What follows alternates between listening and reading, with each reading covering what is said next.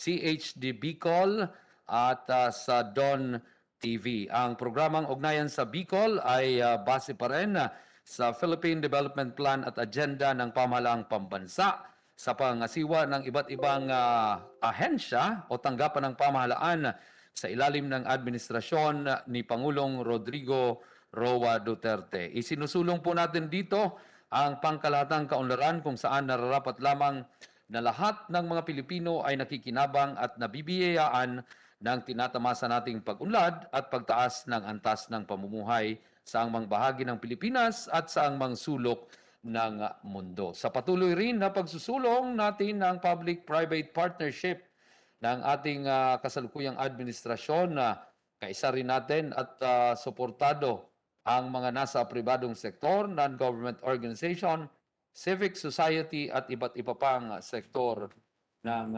lipunan.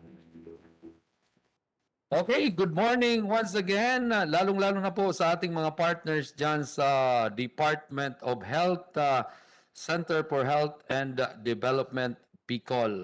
Yan. Sa ngayon po, sa ating Bicol COVID-19 update ulat, kasama natin si Sir Edwin Aldrin Lumbo, ang Development Management Officer ng Health Facility Development Unit ng DOH.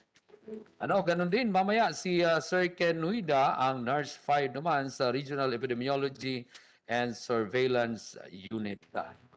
At inyo na rin mapapakinggan ang Bicol COVID-19 update ulat. Magandang umaga sa mga kaibigan natin dyan. Unahin na natin para sa healthcare utilization rate update si Sir Edwin Lumbo. Magandang umaga sa iyo, Sir Edwin, and welcome sa Ugnayan sa Bicol Monday edition. Magandang umaga po sa lahat. Yes, good morning po. Kumusta po ang ating utilization rate ng mga healthcare facilities? Ayan, good morning po muli sir at sa ating pong tagapakinig at tagapagnood. Ako po ay magbibigay ng updates regarding sa Healthcare Utilization Rate Report as of February 20, 2022. Sa kabuuan po, ang ating mga ospital sa buong Bicol Region ay naglaan ng 1,242 beds for COVID at meron po tayong nagamit na 127 beds. Meron pong natitirang 1,115 na vacant beds. Ito po ay katumbas ng 10.2% na naipipresent ngayon sa table. Ang isolation beds po natin, COVID ward beds at ICU beds ay pawang nasa low risk level, habang mechanical ventilators din po ay nasa 6.1 ang utilization at nasa low risk level. Dumako naman po tayo sa ating COVID-19 and referral facilities, ang ating mga DOH hospitals. For Bicol Medical Center po, sila ay may inilaan na 228 beds for COVID. 27 ang nagamit with 11.8% utilization rate. Ang kanilang isolation beds, COVID ward beds, ICU beds at mechanical ventilators ay lahat nasa low risk level. Sa Bicol Region, General Hospital and Geriatric Medical Center or formerly known as Bicol Sanitarium sa Cabusao, sila naman ay naglaan ng 63 beds per COVID, 17 ang nagamit with 27% utilization rate. Ang kanila pong isolation beds, COVID ward beds ay nasa low risk level, ngunit ang ICU beds po nila ay nasa high risk or moderate risk level with 66.7%. Ang wala naman pong naitalang paggamit sa kanilang mechanical ventilators. For Bicol Region Training and Teaching Hospitals, they allocated 103 beds, 13 ang nagamit with 12.6 utilization rate. Ang kanila pong isolation beds ay 0%, ang kanilang COVID ward beds, ICU at mechanical ventilators ay pawang nasa low risk level. Sa mga probinsya naman po tayo dumako. For Albay, excluding the cities and Bicol Region Training and Teaching Hospital, meron silang inilaan na 12 higaan at wala pong nagamit sa mga higaang ito. For Camarines Norte, meron naman po silang inallocate na 166 beds. Meron pong 12 nagamit with 7.2% utilization rate. Ang kanilang isolation at COVID ward beds ay nasa low risk level habang walang naiulat na paggamit sa ICU at mechanical ventilators.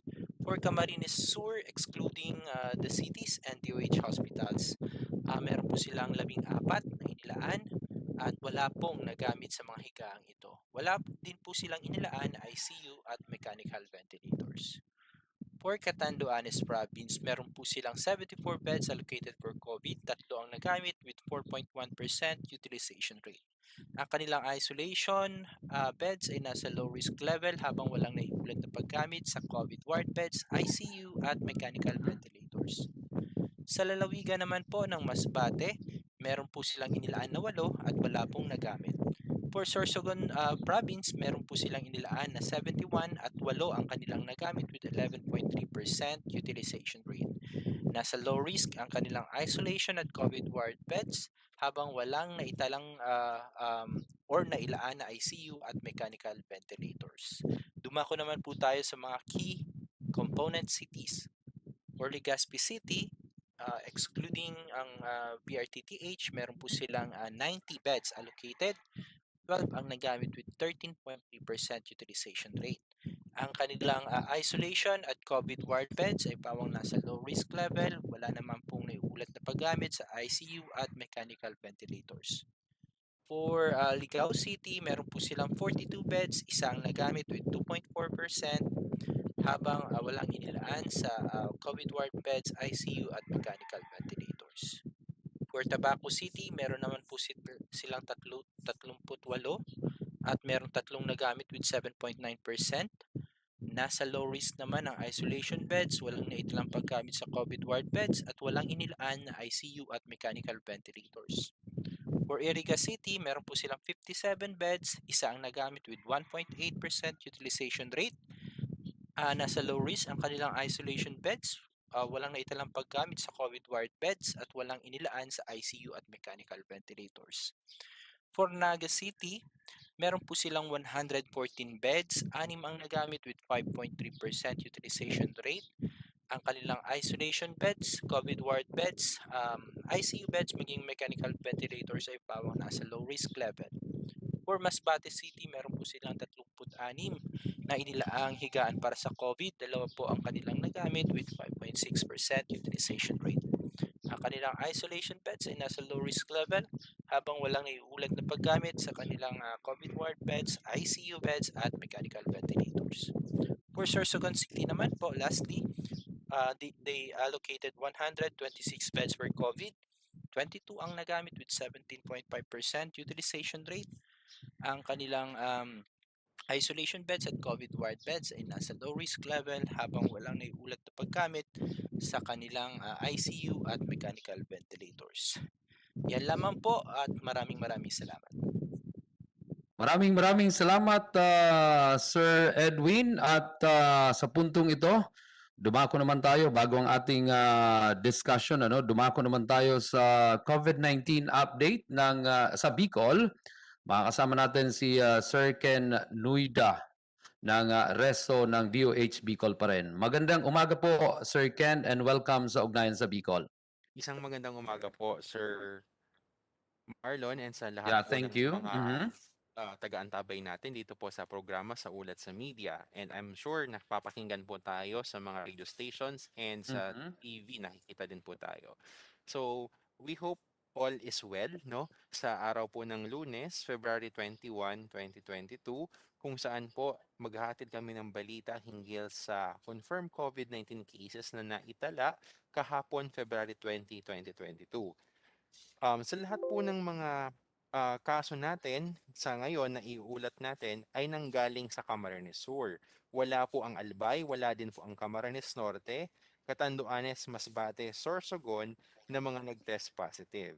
Only Camarines Sur po ang may yield na positive individual sa RT-PCR test. Ito po ay 7 individuals ang mga nag-test positive dito. Kinabibilangan po ng 2 mula sa Nabwa, Mhm. 2 din mula sa Naga City, samantalang ang mga sumusunod ay may tig-isa. Ito ay ang Buhi, Minalabak at saka ang Pili. So, a total of 7 additional cases as of February 20, 2022 sa buong Bicol Region. Pag-usapan naman ho natin, Sir Marlon, no, yung mga kabuuan na bilang ng kaso simula po ng 2020 hanggang nung February 20, 2022. Ito po ay umaabot na ng 58,786 sa kabuang Bicol ang mga nag-test positive sa RT-PCR for COVID-19 o yung tinatawag natin na SARS-CoV-2 detected ang kanilang yield ng result. Meanwhile, for the Mhm. recovery, Sir Marlon, ay wala pong naiulat na recovery or recoveries kahapon, February 20, 2022 sa lahat ng mga probinsya at saka yung dalawang malalaking syudad natin. However, as per record po na natanggap ng RESU, Regional Epidemiology and Surveillance Unit, ay meron po tayo sa kabuuan na 51,844 na recovered cases. May mga hahabulin pa po yung ating mga probinsya at yung mga syudad ng mga recovered cases na sana po within the week ay maiulat na sa amin. Katulad po 'di ba last week no, yung Naga City ay nakapagbigay po sa atin ng libo na recovered cases. Naihabol po nila yung ulat last week. We do hope and pray na this week din ay ganoon din yung ibang probinsya o yung syudad na maiulat yung mga recovered cases nila. Due na po kasi yon na ma-receive ng RESU ang update. Meanwhile, Sir Marlon ay meron pong Mhm. additional na 3 deaths pertaining sa sakit na COVID-19 na ito. Kung saan po yung tatlo na yan ay naiulat po ng Albay kahapon. So this makes a total of 2,123 individuals po yung mga namatay because of COVID-19 as of February 2022. Ito po yung cumulative total na bilang ng mga death cases sa buong Kabikulan. Simula po ito nung nagkaroon tayo ng unang death report noong 2020 hanggang kahapon. 2,123 individuals ang nawalan ng buhay because of the complications brought about by Okay. COVID-19. So yan Mhm. lamang Sir Marlon yung ating update for today and sana ho tuloy-tuloy na din talaga natin na ma-experience, makamtan yung pagbaba ng kaso ng COVID-19. Kaya we would like to take this opportunity na yung mga listeners natin o tagapanood natin ay dapat pa rin po talaga una mag-ingat and huwag ibababa yung ating defense sa sarili natin kapag tayo ay nasa work o kapag tayo ay nasa public places. We still have to practice our minimum public health standard Mhm. para hindi po tayo ang magkaroon din ng sakit o yung mga mahal natin sa buhay kapag tayo ay nauuwi na sa bahay. Over. Okay. Maraming salamat, Sir Ken Nuida, and ganun din kay Sir Edwin kanina. So now proceed tayo dito sa mga concerns and mga katanungan, mga nais na paglilinaw ng ating mga kasamahan sa media, and ganun din po mula sa publiko. But first, observation lang natin, parang mga good news yung naririnig natin ngayon na kahit sa utilization, even yung COVID-19 na update natin ay nami-maintain yung mababa o kaya mas bababa pa ito sa sana bumaba pa sa mga susunod na araw. But we have also some concerns na nais nating bigyang linaw at muling ipaliwanag sa ating mga kababayan. Kagaya nitong unang concern natin meron po ba daw tayong ginagawang meron pa po tayong biosurveillance update. Nabanggit pa umano ni Dr. Abilino o ni ARD Abilino noong launching ng PediaVax for 5 to 11 years old na almost all areas of Bicol region have recorded Omicron variant. So how many Omicron variant na po ang naitila sa Bicol region? Sir Ken. Okay, thank you so much, Sir Oo. Marlon, for your question regarding the biosurveillance update. Mhm. Yes, true po na meron pa po tayong mga na-receive na biosurveillance update kasi patuloy pa din po yung pagpapadala ng Regional Epidemiology and Surveillance Unit kasabay po ng Mm. ating mga laboratory ng mga specimens for the genomic sequencing in Yes, UP-PGC. okay. So, as Mhm. of February 11 po ang maibibigay namin na update sa inyo on the current numbers ng ating COVID variants in the Bicol region na kung saan umabot po ng 931 ang sumatotal ng Alpha, Beta, Delta, and Omicron. But titingnan ho natin isa-isa each variant kung ilan po ito para po hindi po tayo mabigla na ay ang dami pa lang yan ng variant. But we have to look into each detail kung ilan ang alpha. Umpisan natin sa alpha, sir. Sa alpha ay Mhm. meron tayong 56 na Okay. individuals ang nag-yield for an alpha variant. Kung Mhm. saan din po, ito po yung last year pa, 2021, na mga bilang hindi na po ito nadagdagan ngayon na pagpasok ng 2022. Mhm. Samantalang for beta ay meron pong 127 nakabuuan yan sa buong Bicol na po yan, sir. At yung delta naman ay 640 na kung saan merong minsan dalawa o apat na mga naidadagdag na delta sa bawat pagbibigay ng update sa amin. However, Mhm. ito naman ngayon, yung sa Omicron. Sa Omicron ho, as of February 11, 2022, ay may kabuuan na 108 um, specimens ang nag-yield na positive sa Omicron variant. Mhm. And ito po, meron na po dyan ang Albay, ang Legazpi City, ang Camarines Sur, Catanduanes, Masbate, Sorsogon, and ang Naga City. Though may mga ilan din po na previously na tag sa Camarines Norte pero upon notification po ay sila po ay hindi mga local cases na na-detect dito Mhm. sa Bicol region. So, um, yun po, meron pong 108 na Omicron. Kaya ito po yung mga individuals na karamihan ay naipadala yung specimen simula ng January, first week hanggang last week ng January 2022. And this also gives us an impression na yes, madami pong mga cases, di ba, during those times ng early January until third week Mhm. ng January.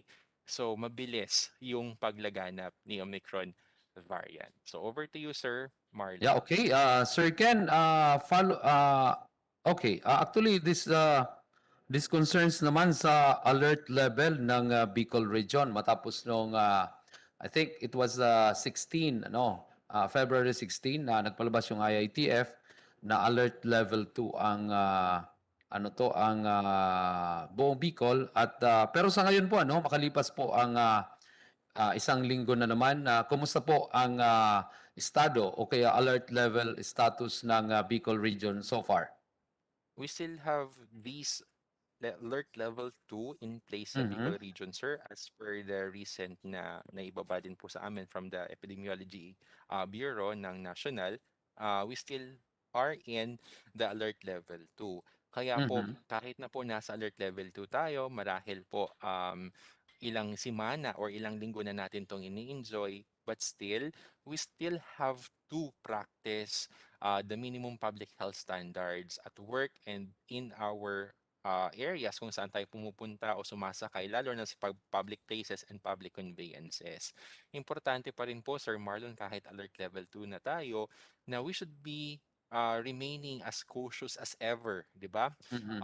Pagsuot ng tama gamit ang ating mga mask, pwede pong medical mask natin or yung cloth mask, or kung kaya naman po mag-afford na medyo mas higher type of mask, okay din po yon. Basta hindi po dapat lumalabas ang ilong habang nagsusuot ng mask o hindi dapat nasa baba yung mask. Dapat covered ang ilong at saka yung mouth ng Mhm. kabuuan na mask. Also, we have to emphasize na despite the fact that we are already in alert level 2, still we have to practice the proper hand hygiene.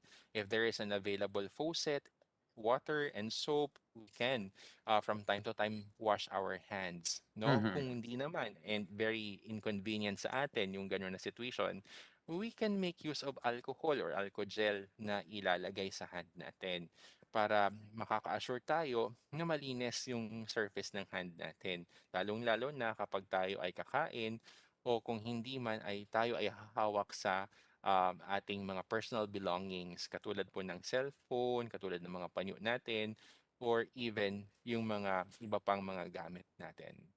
Mhm. Also, for the social distancing, baka hindi na kasi or baka nakakalimutan na ng tao, ng publiko yung proper social distancing pag tayo ay nakapila sa mga mall, sa mga bangko. But still, we have to, no, maintain the social distancing na mahigit pa sa 1 metro ang distansya ng nasa unahan mo na katao because this is a preventive measure para hindi lang si COVID-19 ang ma-prevent natin, but also other respiratory disease or diseases na maaari din na maiwasan dahil properly distance tayo from each other. And Mhm. also, importante no, na still alamin dapat natin yung tamang informasyon hinggil sa bakuna, hinggil sa sakit na COVID-19 na ito. Pwede na din yung tamang information about sa mga variants of VOCs, tinatawag natin variants of concern. And importante din po na yung mga hindi pa nakakapagpabakuna, may mga agam-agam pa na matanggap or tumanggap ng mga COVID-19 available vaccine sa areas natin sa LGU, ay huwag na po mag-atubili. Kausapin na po yung inyong mga healthcare workers, i-message sila o tawagan sila para po kayo ay makapagpa-schedule na sa inyong respective bakuna center na malapit sa inyo. Over. Yeah.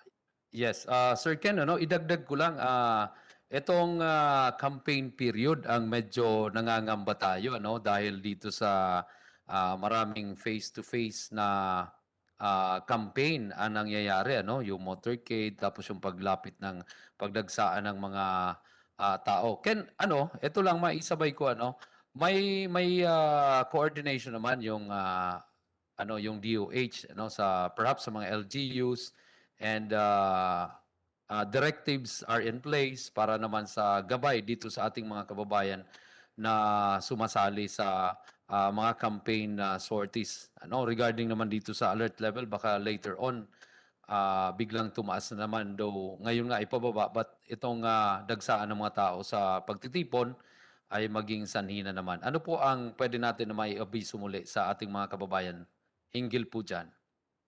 Okay. As far as we're concerned po, meron naman Mhm. po talagang mga directives na naibaba on how to institute Yeah, the oo. rallying, the political rallies or the campaigning ng ating mga tumatakbo na soon-to-be elected officials.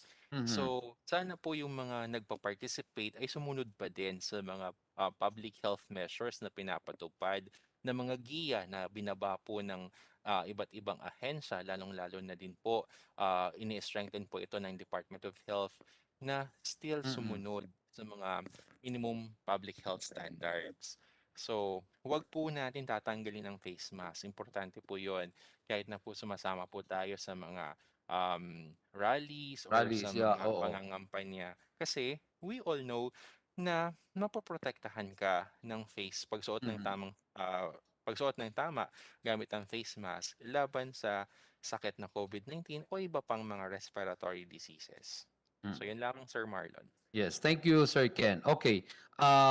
Eto naman, hinggil naman o may kaugnayan sa paglunsad natin dito sa Bicol, ano, ng bakunahan para sa mga kids or 5 to 11 years old. Ano, may soft launching tayo ginawa last week. Then ngayong araw, ano, roll out dito sa Legazpi City, sa Naga City, sa pagkakaalam ko, at even sa ibang provinces sa Bicol region.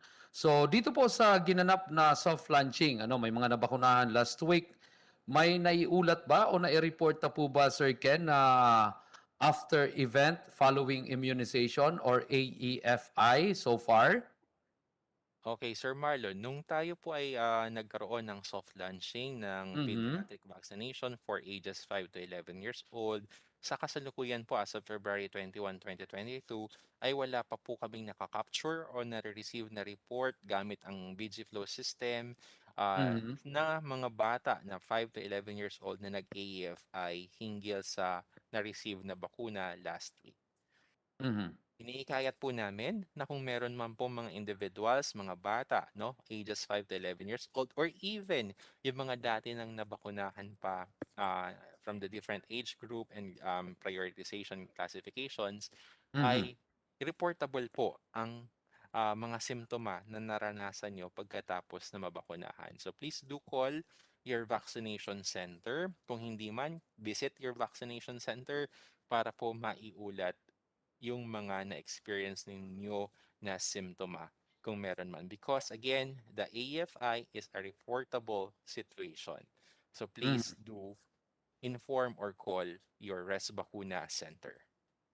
Yes, o saka yung ano, siguro yung mga magulang ano, tutukan rin ang kanilang mga anak na bagong bakunado at sila mismo ang mag-report na rin, no? And minsan kasi ang mga bata no, minsan nahihiya din sila but most of the times ma-observe naman natin kung may epekto talaga. But anyway, maliban po sa mga bata ano, Sir Ken, may mga AFI din tayo na itatala sa ngayon, no?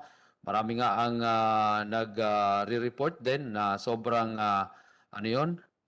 Sobrang ano bang tawag nito? Medyo malala yung naging AFI sa kanila but we'll see ano sa ginawa po na monitoring ng DOH Bicol. Ano po yung mga common na AFI so far since nagbakunahan tayo na naitala po ng CHD o naiulat ng mga vaccination facilities as well as mga RHUs and PHO, Sir Ken? Okay, sir. Bale po, nung nagbakuna since last year, Mm. mag-iisang taon na po nagbabakuna ng COVID-19, ay merong mga Mm. individuals na nag-report sa kanilang mga disease reporting units o mga bakuna centers ng mga naramdaman na AFI. Ginamit po ang reconciliation na ito sa pagre-report gamit ang isang system or information Mhm. system para po nakikita natin kung ano po yung mga naiulat na reportable signs and symptoms. So, kung titingnan po natin per vaccine, for example sa Sinovac, yung top 3 po na commonly na nai-report ng mga nakatanggap nito ay medyo tumaas yung BP nila, nagkaroon ng Mhm. headache, nahilo, at ah, sumuka, nagsuka. Yun, that's for Mhm. the Sinovac, yung top 3 nila.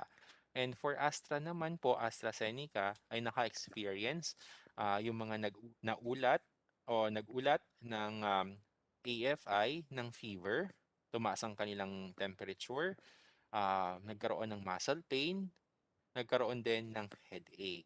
For the Mhm. Hansen naman, meron din pong fever, elevated BP at saka headache. Sa Mhm. Pfizer naman po, nahilo at nagsuka, masakit ang ulo at masakit din yung injection site. Samantalang for Moderna, dizziness, pain in the injection site, Mhm. weakness or fatigability. Sa Sputnik V naman ho, ganun din, meron din pong dizziness or nausea, vomiting, headache, at saka elevated BP. So in summary, kadalasan na nararanasan or na-experience ng nakatanggap ng COVID-19 vaccination ay ang pagtaas ng BP, slight elevation, headache, nausea and vomiting, fever, pain in the injection site, or meron naman hong fatigability. Yan po yung round up natin for the commonly reported AFI ng mga individuals na nabakunahan ng different brands ng COVID-19 vaccine. Over, Sir Marlon. Okay, so actually yung kami ang nagpabakuna ay halos ganito rin ang naranasan talaga at reported doon sa numero na binigay naman sa atin, sa amin, tuwing, I mean matapos yung pagpabakuna ay meron pong numero na inyo pong matatawagan para po maiulat ito.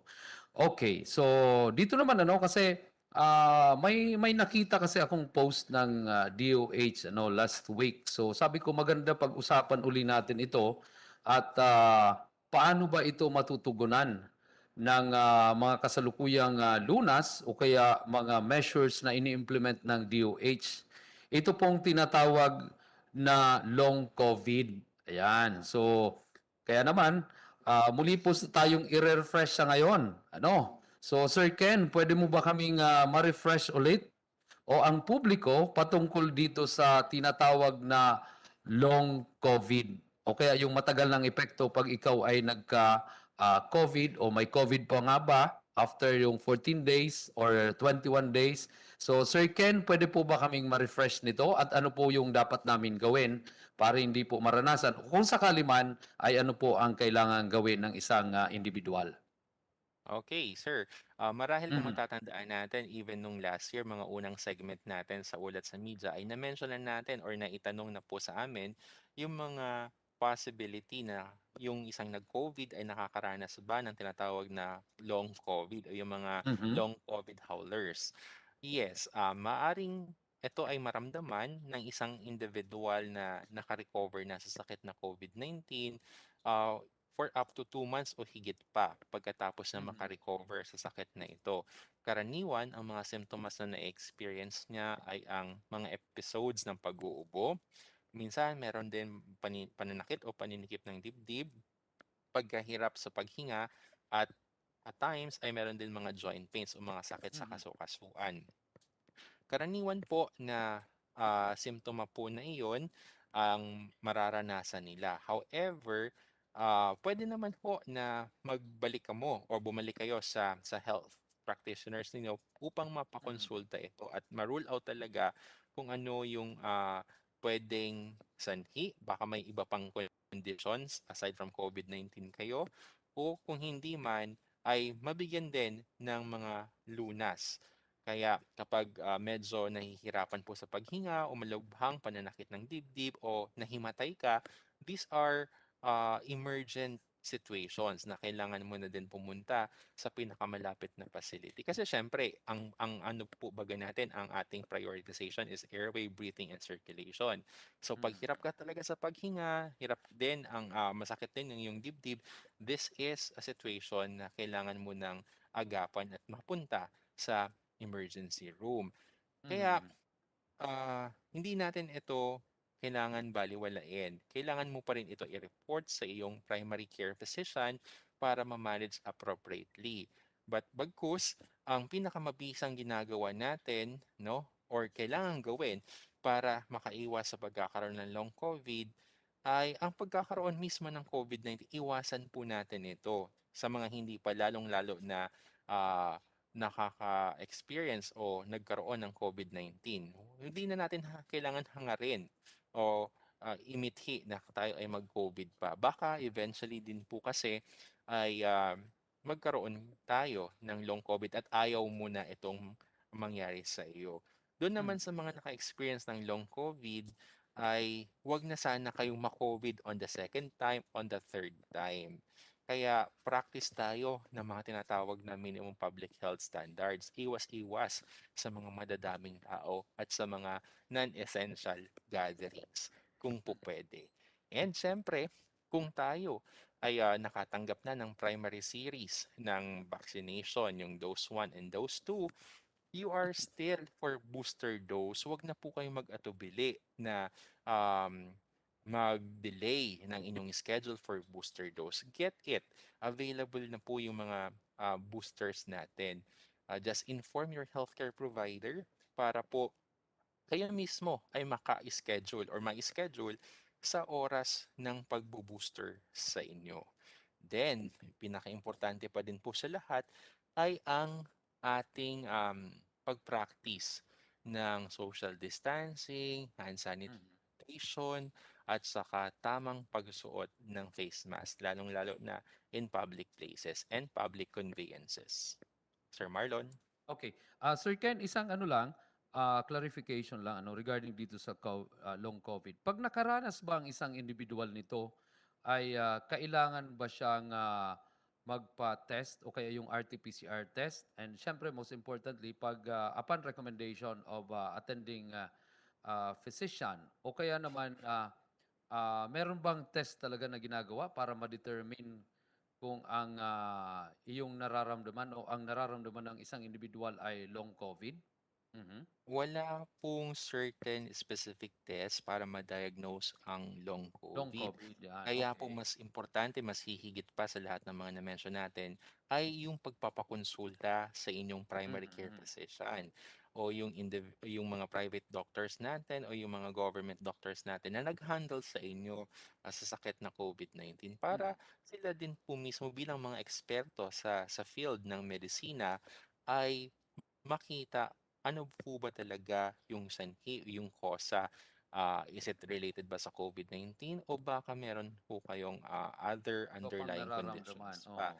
And of course, sila din po mismo bilang mga experts sa field ng medicine, ang tanging individual na magbibigay sa inyo ng pangunahing lunas. So mas mabuti na po yun na nagpapacheck up kayo para po mas nakikita ano ho ba talaga ang real situation or real health conditions natin lahat. So 'di ba, even pre-COVID times, ini-encourage po 'di ba na magpatingin, mag-visit sa inyong mga healthcare providers at least once a year for your check-up.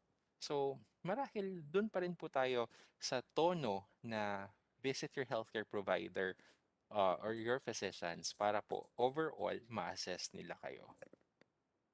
Okay, so Sir Ken, panghuling mensahe siguro para sa edisyon na ito ng ating Bicol COVID-19 Update Ulat sa ating mga tagapakinig at mga tagapanood dito sa Ugnayan sa Bicol. Sir Ken. Alright.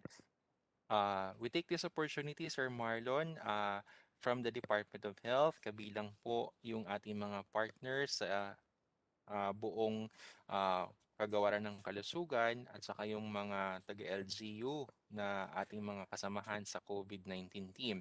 Nagpapasalamat po kami dahil sa suporta po ng media at ng publiko sa pagpapaintindi kung ano po ba talaga yung dapat na ginagawa natin para ma-prevent ang sakit na COVID-19. Simula po ito nang nag-online tayo, no? Since 2020 and 2021, halos every day noon ay meron po tayong mga appeal to public. Very good po yung inyong naisagawang measures sa pagpapanatili na protektahan ang inyong sarili. Dahil nakikita naman natin ito sa ngayon na kayo ay sumusunod sa mga alituntunin o mga guides ng sa COVID-19 protocols.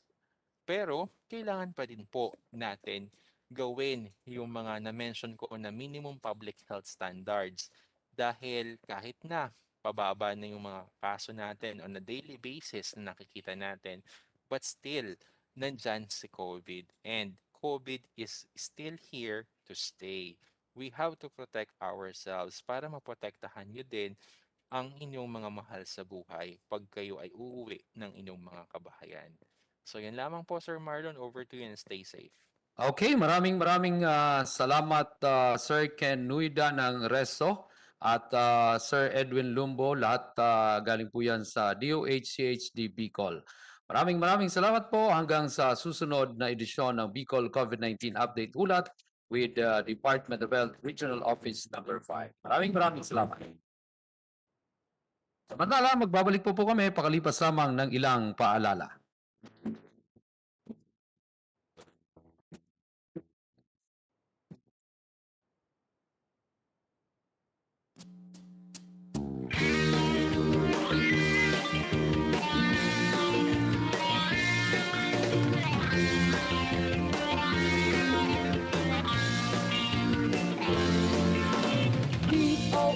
DOH-CHD, DOH-CHD, Servisyo sa Ludicolo. Ika ako, kita gabos, magtarabang, magkaigwang, maray na salud.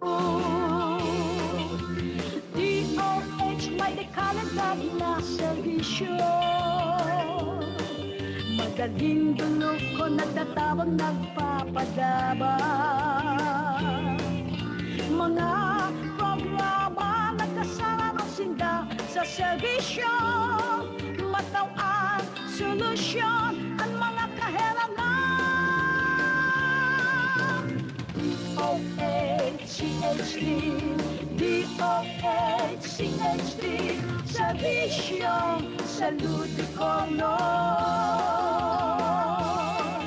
Ika ako, kita gabos, magtarabang, magkaigwang, maray na salud. Buon sa inulan, ipangaki sa kod na kita magdakula. Immunisation Immunization, vaccination sa tuig tinaon. Mag-ibo maagi, maiwasan ambisyon. Regular na check-up at kaibuhan. DOHCHD, DOHCHD, Serbisyong Salud Bicolor. Ika ako, itagabos, magkarapang, magkaibang maray na salud. Balanseng magkaong tamang katurog, ehersisyo magsumba, magpabibi magtimbang. Dapat kita magmano, magpatisipan. Ano man sa tindang relihiyon, natinda sa buhay. Mga pagiramdam lamang ini para iwasan lang. Kita magtarabangan sa programa ka, Department